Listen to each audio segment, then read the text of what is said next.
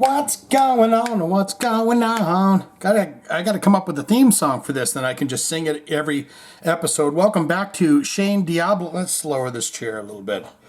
Jive Talkin with Shane Diablo. That's right. It's my chance to read the news, the hot rockin' news, heavy metal and hard rockin' news from the past week or so. And we got Marilyn Manson right here. Look at this. This is a face of concern. What a striking fellow. Is he a vampire? Is he one of them Draculas? I've always wondered that if he was an actual Dracula. But it says here, Marilyn Manson's home raided in sexual assault investigation. A lot of people are coming out on this little fella, this little ding-dong. Does he look like somebody that would, keep someone in a closet downstairs, maybe chained up? I would think that some of them, not all, but some of them may go, yes, I enjoy that quite a bit. He locks me up in the basement, he feeds me, scraps. What does Marilyn Manson actually, what does a guy like that eat other than just blood, right? So we're going to get into this, but welcome to the fifth episode of Jive Talkin with Shane Diablo. That's right. Let's get into this. The Los Angeles County Sheriff's Department paid a visit to Mr. Marilyn Manson. Do they use his real name? Yes. Home last night, November 29th, as part of their ongoing investigation into sexual assault claims made against the shock rocker. Real name, everyone, Brian Warner. My buddies, I was in a band, and they came back. They didn't show up to practice one night. And the next day, when they finally showed up to practice, they said they had went to this small club and they saw the creepiest, scariest, spookiest band that they'd ever seen in their lives.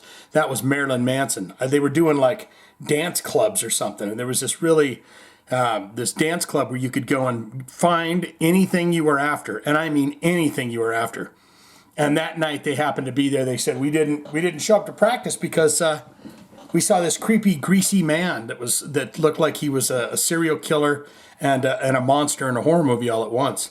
TMZ reports sources tells that the LASD Spectrum Victims Unit visited Manson's West Hollywood home with a search warrant. Manson was not home at the time, but the warrant allowed them to his entire home.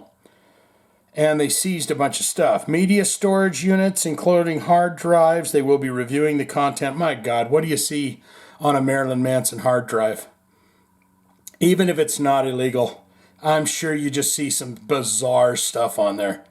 Recently, Manson's lawyers seemed to float the idea of a global settlement with all of his accusers during a recent court hearing. Well, when you do the payout thing, does that kind of say you're admitting to guilt? I don't know all the ins and outs of everything that he has done here. I guess we can read a little bit. I don't want to get too into the Debbie Downer shit, but Manson was previously denied all accusations. On February 1st, actress Evan Rachel Wood, that sounds familiar, publicly named Manson as her abuser after previously details being mentally and physically tortured by an older man when she was 18 years old. Jesus.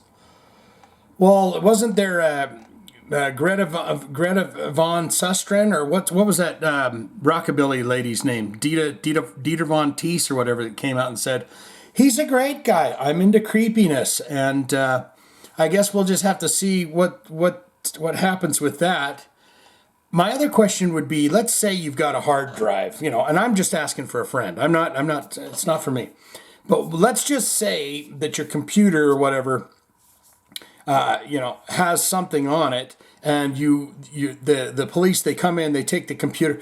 I guess what I'm getting at is, if you have any illegal activities, are they okay? If they're after one specific activity, we're looking for that on this hard drive, because I feel like Marilyn Manson has several levels of crimes.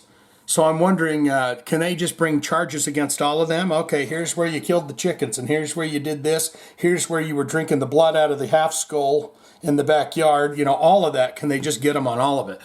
So I'd be interested in your opinions on that. One thing that I forgot to do here that I need to do, so we may just pause ever so briefly, is I need to get the mail from last time. I'm very scatterbrained today. I've got allergies, and they're just driving me absolutely insane today. Maybe we'll just pass on the reading the comments and do that next time. We'll do a double load of it because I failed to get that ready. Yeah, so good luck to Marilyn Manson, or good luck to his accusers. If you're guilty, then get you some.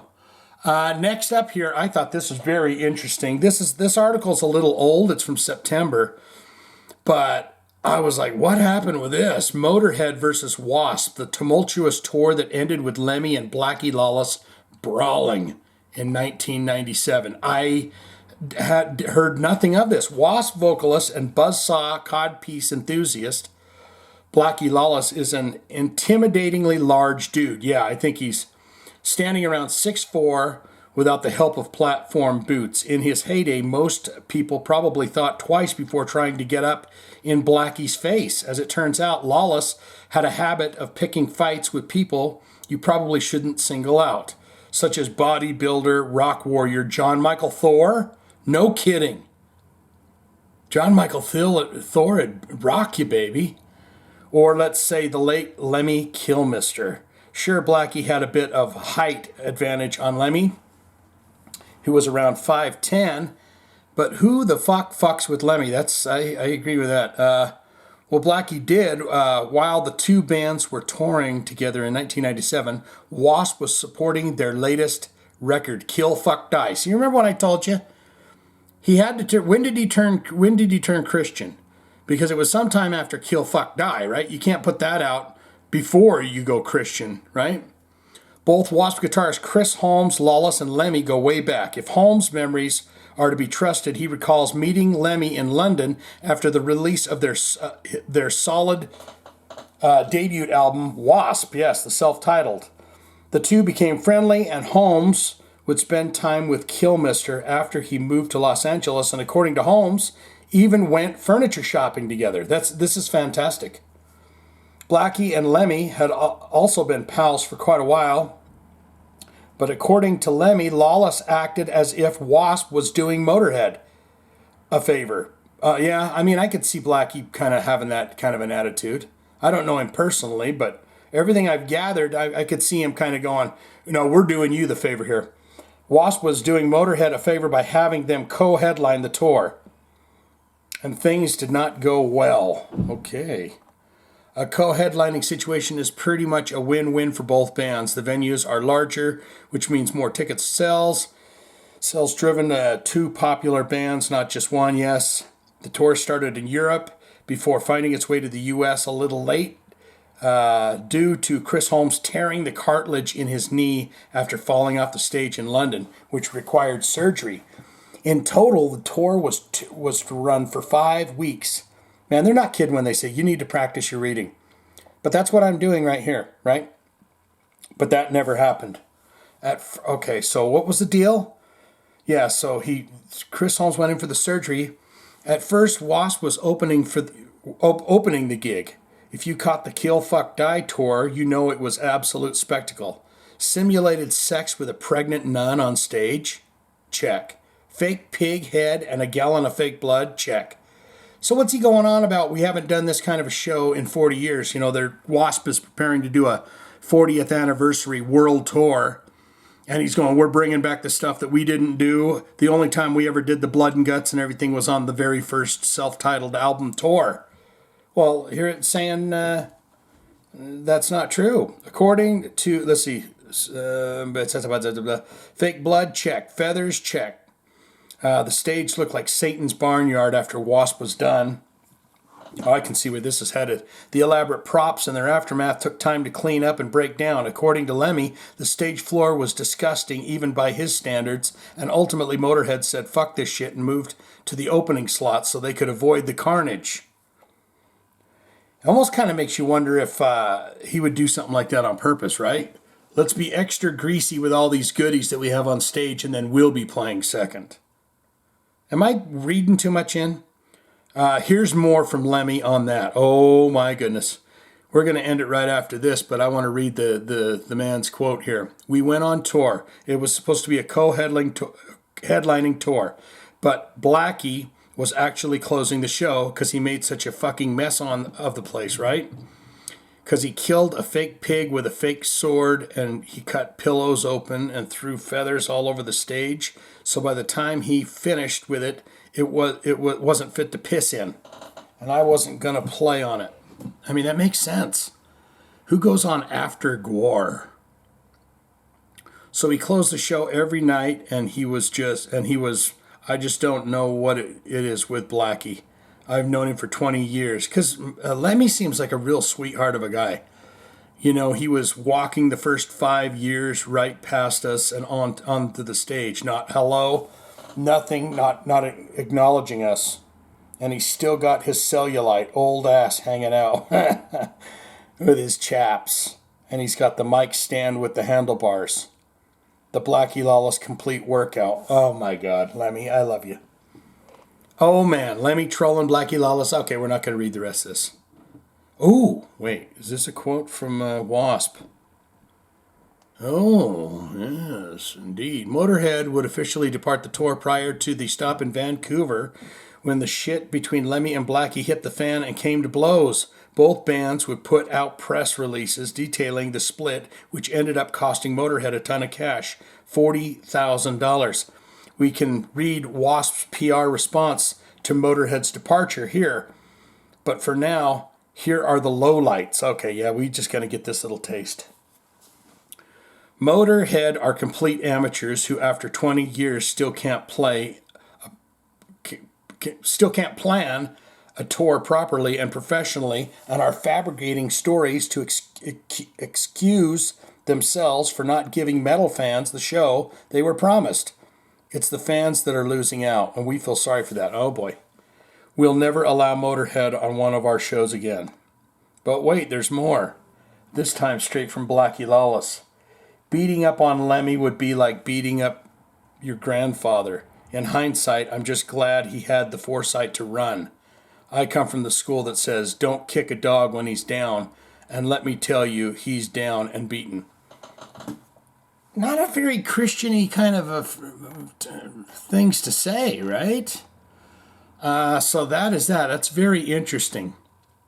If we're to believe Blackie there, he says that Lemmy, he says, get over here, buddy, we're going to go for it. And Lemmy said, oh, you crazy, man, I'm getting the blood. He ran off into the woods or something.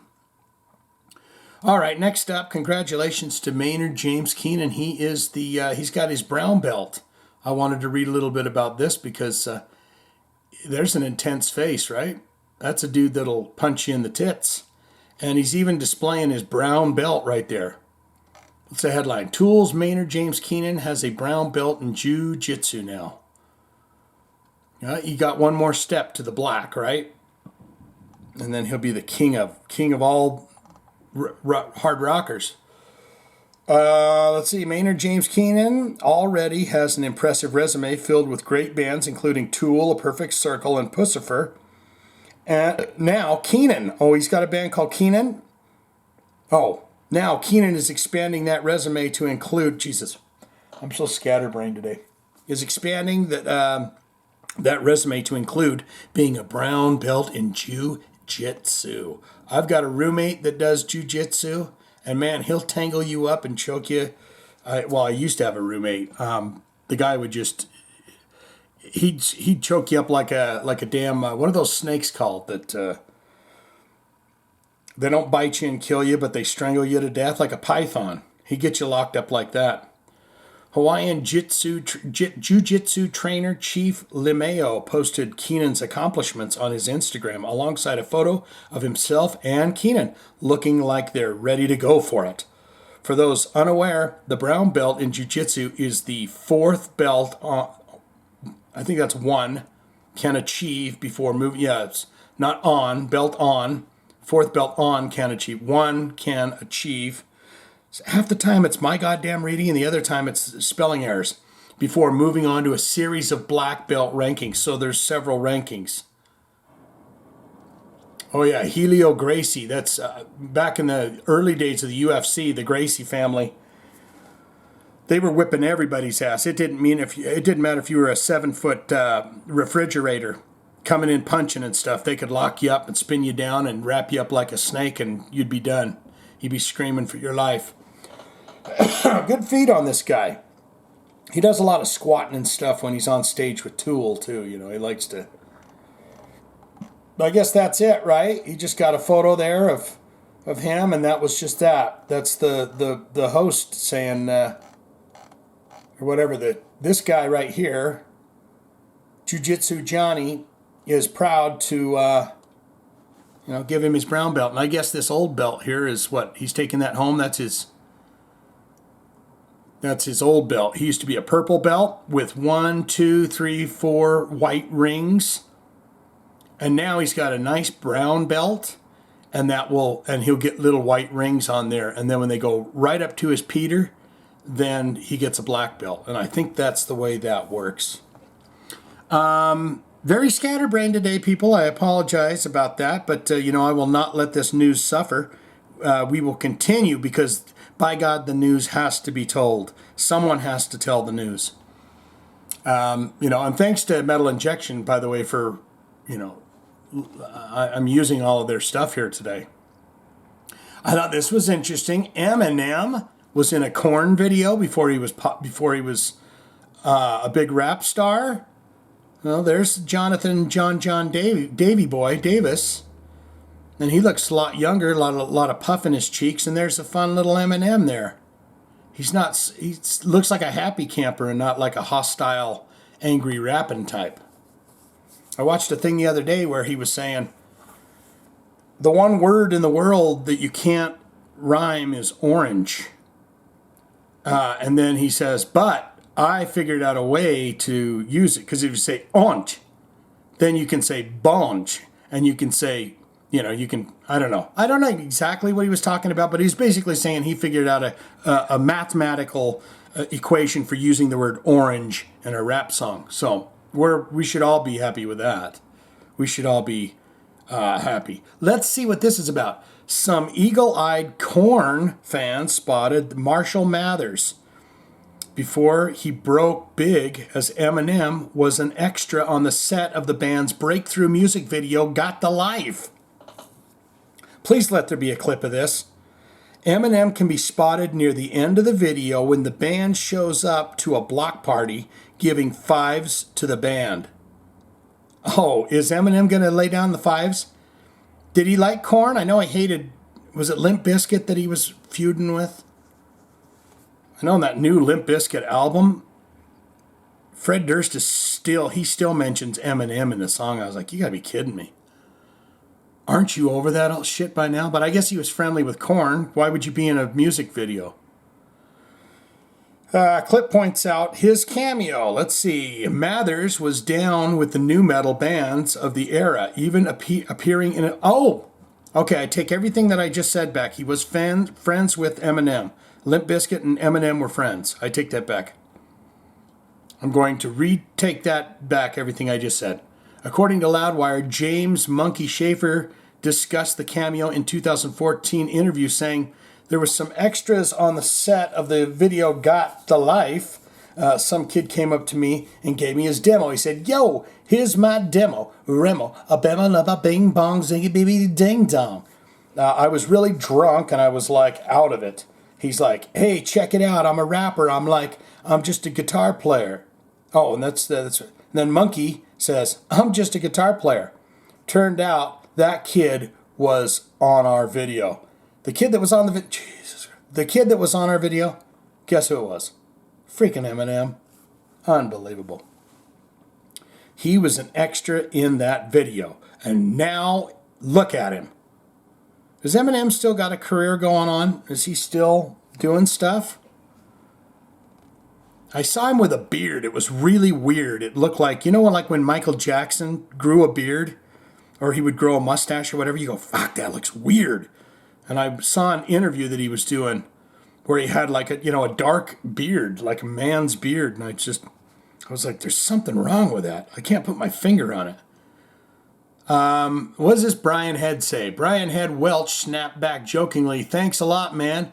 Could have been billionaire. We could. Do you see this? I mean, if you're watching the YouTube video, you see this right now. I'm reading it. Would could have been billionaires. We could have. Oh my God. Oh my God. We could have signed, maybe it's that could have. We could have signed him before Dre. No, you couldn't have, because the thing with Dre was Dre had the beat. Boom, ba-ding, ding, boom, ba-ding, ding, boom, ba-ding, ding. And Dr. Dre will tell you that he sat him down and he said, yo, check this out. This is the beat that I'm going, boom, ba-ding, ding, boom. And he said he went right into the studio and said, hi, my name is Slim Shady. So unless Korn had the music available for Eminem to rap over, he wouldn't have been famous.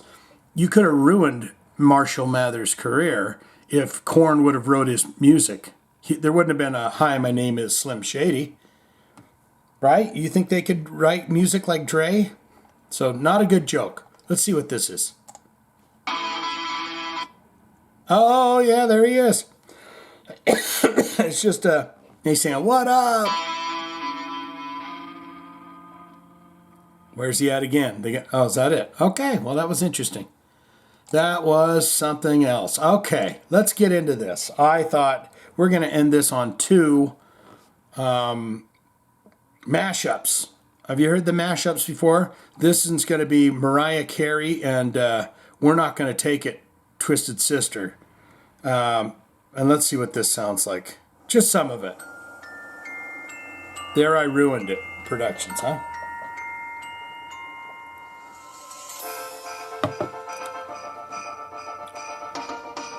Yeah. We're not gonna take it. No, we ain't gonna take it. We're not gonna take it anymore. We've got the right to. So is it not?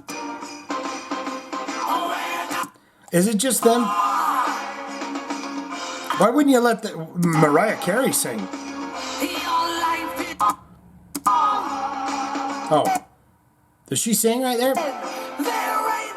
No. Okay, that's why would you not want Mariah Carey to sing? I mean, you could do those. Was it all I want for? We're not gonna. I don't know.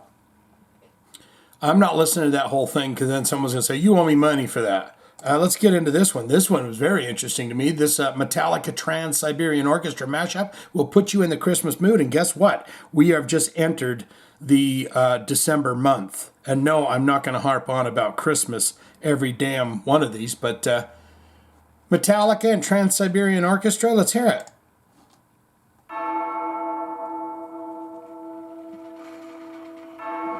Oh my God, they got one in there too. That son of a bitch is going to try and kill the deer. Rudolph.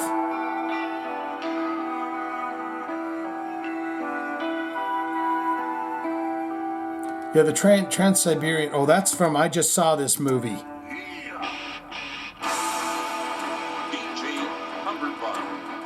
DJ Cumberbund. What's a cummerbund?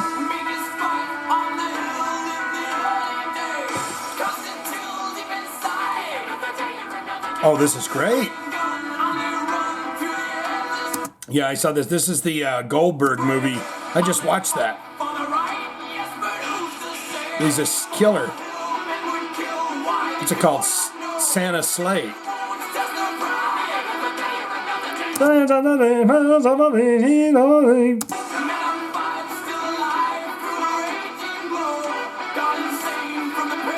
Yeah, this movie right here, it's so weird too because you got Fran Drescher and all of these bigger name actors, except for Chris Kattan.